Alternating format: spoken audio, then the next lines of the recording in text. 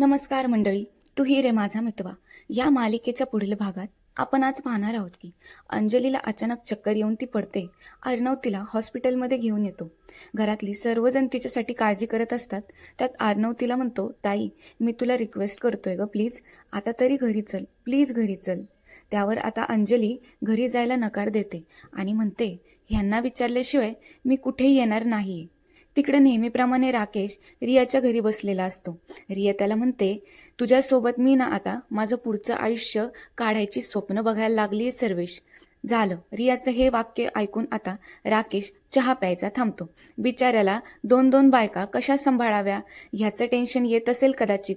तिकडं ईश्वरीच्या गोळ्या संपलेल्या नसतात आणि ती अर्णव समोर गोळ्या घेतल्याची ऍक्टिंग करत असते.